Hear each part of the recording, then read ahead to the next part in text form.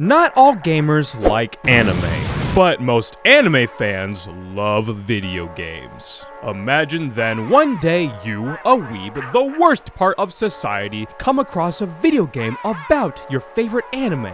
You pop it into your system all excited to be your favorite character, and after about 30 minutes you realize, wow, a lot of anime games suck ass. However, there is one anime series that is known to produce plenty of fun fan service type games.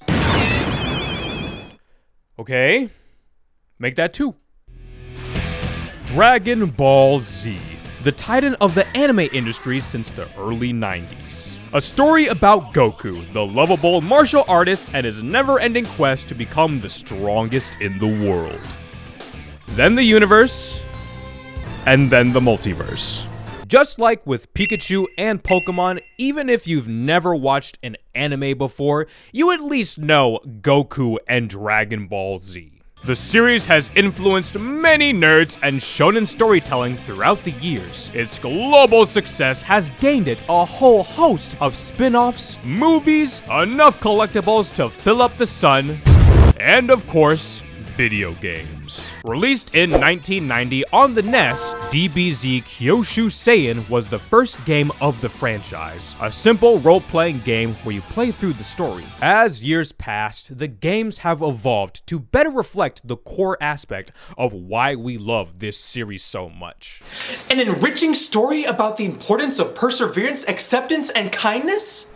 Hell no! Fighting, screaming, and energy blasts! Look at his hair! Why are there so many Gokus in this game? Released in 1992, Dragon Ball Z, a fierce battle at the #1 Under Heaven martial arts gathering. What's with these light novel-ass titles? Was the first fighting game of the franchise. Since then, DBZ video games have focused on the fighting genre. To celebrate the upcoming Dragon Ball Sparking Zero, I want to talk about the original Budokai games, starting with Dragon Ball Z Budokai 1.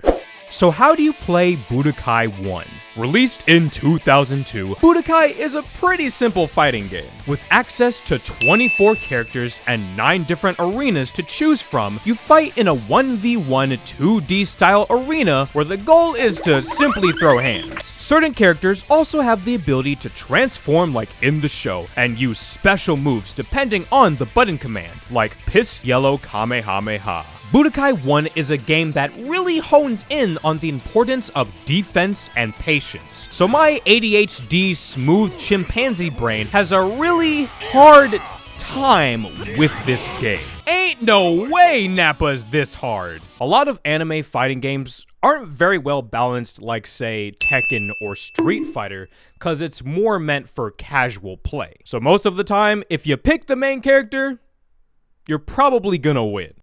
Budokai has several modes to choose from. Story mode, where you play through the iconic narrative. We'll get to this in a bit. Duel, where you can play against friends or CPUs. World tournaments, where you play in a tournament for in-game currency known as Zenny. You always fight in the world stage. This is by far the worst stage because you can easily get knocked out of bounds and lose, and I hate it.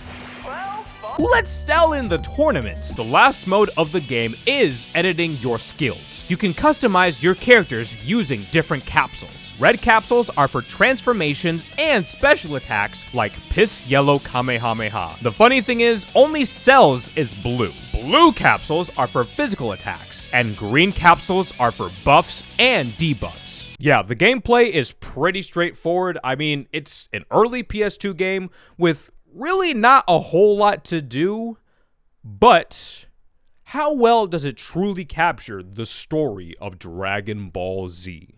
Budokai 1 retells the events of Dragon Ball Z from the Saiyan Saga to the Cell Saga. Most of the time, you play as Goku. Now, my favorite aspect of this game are the in-game cutscenes, because with this, it kind of just makes it feel like you're watching Dragon Ball Z, with slightly janky animation. The fact they talk like this is kind of funny to me. They even have title cards for the intro of the game, like it's an episode of the anime. You fight Raditz, and even though you easily beat him, the cutscene shows Raditz kicking your ass. I hate it in video games where you beat the boss, But the story says you got your ass kicked. Throughout the story, you get mini games you have to complete. In this one, where you have to keep Raditz on the line for 15 seconds was always borderline impossible, especially as a kid growing up. Don't push your luck! One core memory that I have was asking my mom to help me with this mini game, because I could not do it as a kid. Don't push your luck! Mom! Gah! Gah! Yeah. Afterwards, the game really speeds through the story, like watching DBZ Kai on 3x speed, skipping the Z Warriors fighting Nappa to Goku beating Nappa, and then Vegeta kills him with his dick laser. You should have used that move more often, to be honest. You fight Vegeta as Goku and then Gohan. Krillin attempts to kill Vegeta to avenge their fallen allies. Let Vegeta go. Look, I know this probably sounds crazy, but I want to challenge him again one day. Ah, yes, the earliest example of Goku's fighting fetish causing his friends and hundreds of people to suffer. Sorry, Yamcha, Chiaotzu, Tien, Piccolo, and the rest of humanity. I like fighting too much. And in 30 minutes, we're already on the Namekian saga. We just skip straight to Loose Booty Recoome fighting Gohan, Krillin, and Vegeta. Meanwhile, Goku fights a bunch of Ghost Vegetas. To give you an idea of just how ridiculous of a jump this is, the Saiyan saga ends on episode 35, and then this battle with Recoome happens on episode 66. So they just jumped like 31 episodes in the span of like 2 minutes. You fight Ginyu, fight Frieza, you go Super Saiyan. Jesus Christ, that's a lot of transformations. The worst part is you have to have all the other Kaiokens equipped in order to go Super Saiyan. Spare me, please. After all those innocent lives you took, you want me to spare you? That's right, Goku. Frieza is a heartless, ruthless murderer who does not care about the lives of others. As the sole protector of the universe, you know what you must do. I gave you some of my energy. Bardock, the entire Saiyan and Namekian race, Piccolo, Vegeta, and Krillin all died in vain. And just like that, we move to the Cell Saga. After you beat the impossibly hard Cell, you get access to bonus story content. Parts of the story that focuses on the other characters, like Piccolo against Raditz, or Vegeta versus Zarbon and Recoome. There's also fun what-if scenarios, like Vegeta defeating the Z Warriors and becoming a Super Saiyan. Or my favorite, where Cell accidentally absorbs Krillin and gets bullied by Yamcha and Tien. Thankfully, it was just a nightmare. Budokai 1 is a quick game that heavily focuses on the defensive style gameplay. It's not bad, but it's definitely not the best. Unlike my personal favorites, Budokai 2. So how do you play Budokai 2? It's the exact same game. It only came out a year later. With an upgrade in graphics and a larger roster of 30 characters, Budokai 2 really improves on the gameplay elements of the first game, providing more of a balance with attacking and defending. Ultimate attacks now require the use of the analog stick to power up. The more you fill up the gauge, the stronger the attack. Some new elements to the game are fusions like from the show, with new additions meant only for this game, introducing Gokul, Tiancha, and the different Buu variants. Let's try the practice mode just to make sure we're a master of this game. Now, one thing I didn't talk about before was bursting. You would think like that. Bursting is when two men are about to reach their climax at the same time and spend a few seconds fisting one another. It's a battle to decide who finishes on the other one first. Jeez.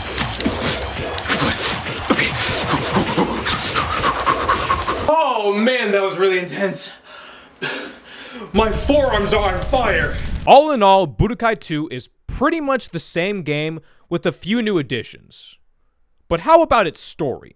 out of the 3 games, Budokai 2 is the longest, taking on average 7 hours to beat. This game once again follows the story, but now includes the Buu saga as well. The biggest difference is that this game follows a grid-based system like Disgaea, and then transitions into a 2D fighter. Most people don't like this style of gameplay, but I fucking love this. Each character takes a turn moving throughout the map, with many things to grab and explore. Zenny for in-game money, random capsules to power up certain characters, items to buff up your party members, and Dende has a healing station to give your characters more lives. Just like always, we start off with the Saiyan Saga, where Goku and Piccolo fight Raditz.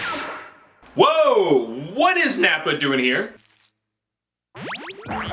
And why are there Cybermen? Budokai 2 changes up the formula by pretty much taking the entire Saiyan Saga into one stage that takes like 10 to 15 minutes. Then we go straight to Frieza and 2 out of 5 of the Ginyu Force at the Red Ribbon Army base. Yeah, they completely changed the game. Even the Cell Saga is super short. In just one stage, you fight Dr. Gero and some Cybermen, which again, didn't happen in the story, then straight to the androids, and then straight to Perfect Form Cell. This game does not waste time. My least favorite aspect of this game is how they pretty much skimped out on the in-game cutscenes like from Budokai 1, which now starts to make a lot more sense why it only took a year for this game to come out. The biggest part of this game's story is the Buu saga. Out of the 9 stages in this game, the Buu saga is the last 5 stages. And just so this game is not too short, on multiple occasions, they revive Frieza and Cell for extra people you have to fight. Stage 8 is by far my favorite, cause that's when you get to play as Vegito and he just destroys Buhan. I love it when games just let you absolutely wreck shit. But Stage 9 is when the fun is over, forcing you to fight Kid Buu, one of the hardest anime fighting game bosses in video game history. Why? Does Kid Buu require a lot of strategy, careful planning with your capsules, and the precise level of technique? Fuck no, it's just unfair bullshit you have to deal with 5 times in a row. This game sucks ass. Let's move on to Budokai 3. So how do you play Budokai 3? It's the exact same game. It only came out a year later. When it comes to gameplay, Budokai 3 takes the cake as the best game out of the 3, improving on the basic gameplay function with a horde of new additions and 40 characters to play as, from the original Dragon Ball all the way to GT, including some movie characters, making it the biggest DBZ game for its time. Hyper Mode allows characters to sacrifice defense for pure offense. This mode allows you to use your ultimate moves and Dragon Rush. Speaking of, I fucking hate Dragon Rush. It's a game of chance where you enter a beatdown. If you don't press the same button as your opponent, you continue to get your cheeks clapped. The amount of times I kept getting it wrong when fighting Super Buu made me feel like I was fighting Ebrietas in Bloodborne again, which pretty much means I was covered in sweat, I fucking hated it, and I just wanted to cry. You can do fancy dodges by pressing X at just the right time. Finally, teleport counters, which allows you to counter your opponent's attacks and just makes the combat feel more alive and just like the anime. Better graphics and better gameplay. What more could you possibly ask for in a sequel? All you can hope is that there's a good story. It's not better. If Budokai 2's story was too fast for you, then Budokai 3's campaign is literally the Flash with rocket shoes on 12 pounds of meth fast. The game allows you to play as a few of the Z-Warriors, and you play through their portion of the story till the end of the Buu saga. Instead of actual cutscenes or a grid system, the game becomes more of an open world where you travel around and collect Zenny, capsules, Dragon Balls, and fight random Cybermen. When you win a fight and level up, you can use experience points to upgrade your characters in a bunch of different ways. I mainly focused on health. Fights go very quickly and there are no cutscenes with character models. It's basically just a visual novel that transitions into a fighting game. I cannot express to you just how fast this game is, cause I literally beat Goku's campaign in 1 hour. After you finish the Frieza saga, you go straight to fighting Perfect Cell, and then the Buu saga starts. This game reminded me just how little involvement Goku had in the Cell saga, cause the dude had a heart virus. Speaking of a heart disease, that's my favorite item to use during the story mode. Both fighters slowly lose health, and so by upgrading my health, I'd naturally last longer in battle. Of course, I also need to not suck ass at the game. Then you fight the slightly easier Kid Buu, and bam! Credits roll. Dragon Ball Z does not have a complex story. And that's the end of my review for Dragon Ball Z Budokai 1 through 3. Budokai 2 holds a special place in my heart, but I can't deny that in terms of overall gameplay, Budokai 3 is the best game out of the three. But in terms of overall story, I do like Budokai 1 more because of the in-game cutscenes, making it feel more like watching the anime as well. It was a lot of fun replaying these games, and in a way, it kinda just reignited my love for the Dragon Ball franchise. Akira Toriyama, you have created a series that has truly touched the hearts of many weebs all over the world, and we are forever thankful for that. Let me know your thoughts for the Budokai series. Out of all the 3 games, which one is your favorite and why is it 2? Thank you guys very much for watching. Like, comment, subscribe, the whole YouTube shebang, and I can't wait for Sparking Zero. Bye!